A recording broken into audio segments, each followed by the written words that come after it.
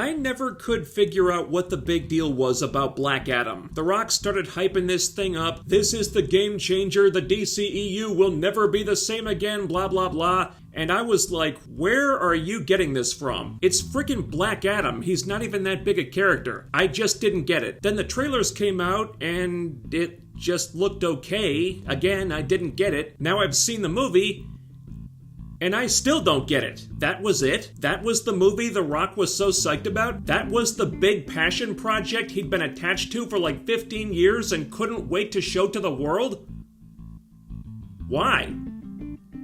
What was so special about it? I mean, it wasn't bad. It's not the worst movie I've ever seen or anything, but you're not exactly breaking the mold with this thing either. And when you're basically advertising that that's what the movie is going to do for the DCEU, then you might have gotten your wires crossed here. There are some good qualities. It's got solid VFX. The action I thought was pretty good. Yeah, it's Zack Snyder light, but hell, Zack Snyder light is probably better than regular Zack Snyder. At least they kept the slow-mo reined in a little bit. It's got a good cast with some fun characters. I like the JSA more than I expected to, even if they're underutilized. But when you get right down to it, that's really all the movie has. Nothing about the hype for this movie feels legit to me. In fact, the only part I do buy is the 15 years bit. Black Adam does feel like something that's been in development for 15 years. Unfortunately, what that means is it feels like they watched 15 years worth of comic book movies, picked out their favorite things, hit copy paste, and then pieced this movie together from all those different parts. There are moments, scenes, characters, even major plot points in this thing that feel like they were lifted directly out of Black Panther, X-Men, Doctor Strange, Ant-Man, Infinity War, and like a half dozen other better movies. There's very little here that seems uniquely Black Adam. It's more like a Frankenstein assembly of a whole bunch of stuff I've already seen ad nauseum. That's what this feels like. What it doesn't feel like is a movie made by people who read the comics. And I haven't even read the comics myself, but that's the impression it gives off. If they read anything more than the Black Adam entry on Wikipedia, I'd be surprised. Which is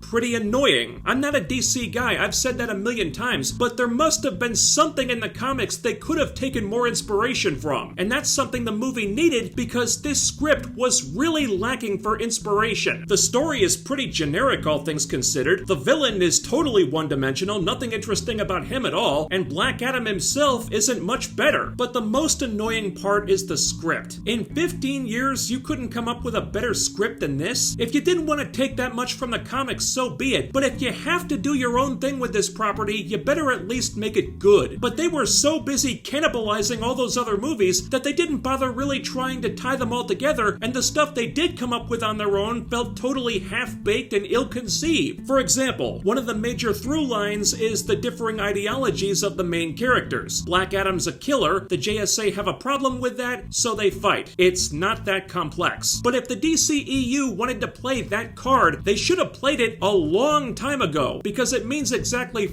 all now. Every time Hawkman comes at Black Adam with that heroes don't kill shtick, my eyes rolled all the way back up into my skull. It comes off like absolute BS. I don't know what world these guys think they're living in, but this is the DCEU, where the big top three superheroes are Superman, Batman, and Wonder Woman, the Trinity, who are supposed to be the ultimate good guys, the ones who really care about upholding justice and doing the right thing.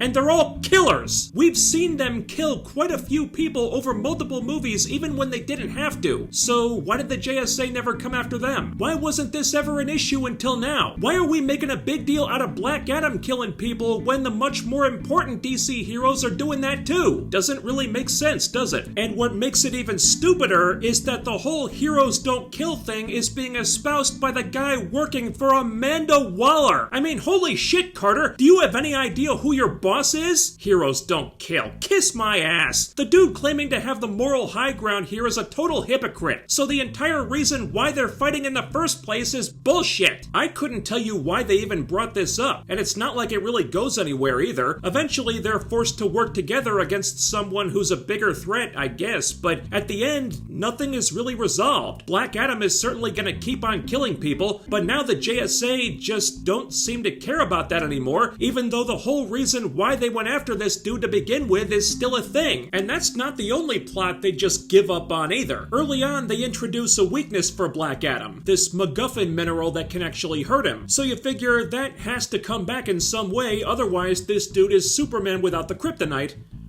But it doesn't. It doesn't factor into anything. They set up a chink in Black Adam's armor for the bad guys to exploit, but then they don't do anything with it. It doesn't come up again afterward, it just goes away. Why even bother with that if you weren't gonna use it? Haven't you ever heard of Chekhov's gun? Come on, guys, this is screenwriting 101 stuff here. So beats me where that plot disappeared to. I guess they were just more interested in Black Adam being invincible, and there's definitely plenty of that. In the entire movie, nobody even comes close to beating him. The problem is, invincible characters are boring. Why do you think people complained about Captain Marvel so much? Well, there were a lot of reasons why people complained about Captain Marvel, but her being too OP was one of the big ones. It doesn't make for a good story. Yeah, we get it, man. You're a super amazing badass. Whoop-de-doo. And sure, it's fun watching him wreck dudes for a while, but there's only so many scenes of bullets bouncing off Black Adam's head, or him catching missiles out of the air, or him wiping out bad guys by the dozens without even breaking a sweat you can watch before the novelty wears off. That gets old pretty quickly, and from there on, it starts getting kind of boring because it never really changes. This entire thing felt like a big miscalculation. Why should the audience root for a guy who the movie is telling us over and over cannot be stopped and has no real challenges to overcome because there's nobody else on his level? What's interesting about that? If anything, this should have been a JSA movie with Black Adam as the villain, or maybe a Shazam movie because he's a Shazam villain, just saying. Because, and there's no getting around this, the JSA are just a lot more interesting. The actors are more engaging, the characters are more fun, and there's more to them than just being stoic and invincible. And that's a shame because they're all underserved here. The movie doesn't do nearly enough with them or make an effort to differentiate them from the characters from other movies they're pretty obviously stand-ins for. Hawkman, black dude with wings. Wow, that seems oddly familiar, doesn't it? They could have distinguished him by exploring the character's unique backstory, but he doesn't get one. He's the bird guy who acts like a hypocrite, and he doesn't get much else. He still comes off pretty cool, though he can't fight worth a crap apparently, but that's mainly because of the actor. Dr. Fate, I liked him a lot. Pierce Brosnan's terrific. He's the best thing in the movie. He's got a super interesting backstory that, of course, they don't explore, but sounded cool when they talked about it, but there was so much more they could have and should have done with this character before they did what they did with him, and they barely scratched the surface of it, which,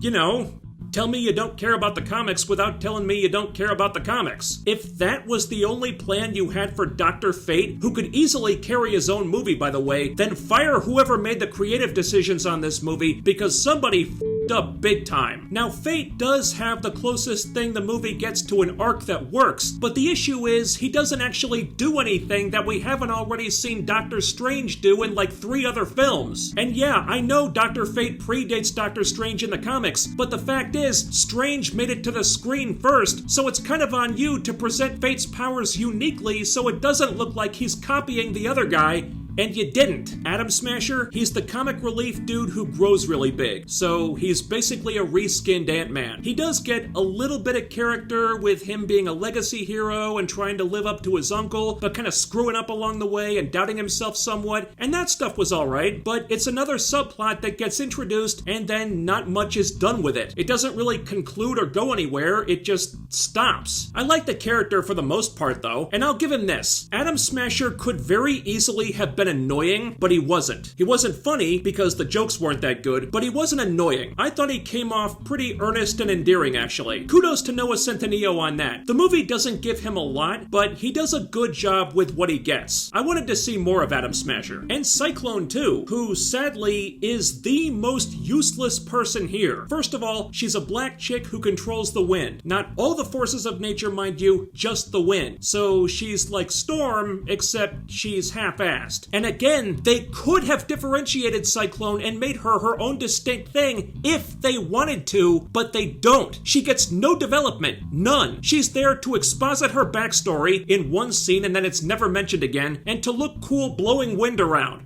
That's it. Otherwise, she might as well not even be there. You could cut her out of the movie and you wouldn't even know she was gone. And that sucks. Because 1, it's a disservice to what could have been a worthwhile character, and 2, I like the actress, and she does look pretty cool blowing wind around. Her powers are very nicely realized. If the writers had given Cyclone anything to work with at all, I think I'd be singing a different tune here. They just didn't care to. Now, having said all that, even though the JSA feel derivative and aren't very well written, the actors are charismatic, they bring a lot of charm to these roles, and they make the team seem cool and fun to be around. And damn it, this really should have been their movie. That would have made so much more sense, especially when you compare them to Black Adam, who, frankly, is kind of a boring character. There really isn't that much to this guy. He's stoic, monotone, he protects Kahndaq, and he kills people. That's about the extent of it. He has a tragic history, but it's nothing you haven't seen before in 100 other things. He's the most powerful person on the screen by an order of magnitude, so there's no struggle there. He doesn't really have an arc. At the end of the film, he's basically the same guy he started out as. And if it seems like he's mellowed out, it's only because all the people he wanted to kill are dead now. He didn't really change or develop, he just got what he wanted. Also, they gave him an annoying kid sidekick, and that doesn't help. The script really needed more work to iron all this stuff out. There isn't very much here at all that it handles well. It starts with a huge, clumsy exposition dump that could have been a whole movie in itself, and the storytelling doesn't get much better after that, too. The villain is so flat he's barely worth mentioning. The plot has a lot of holes in it. Intergang are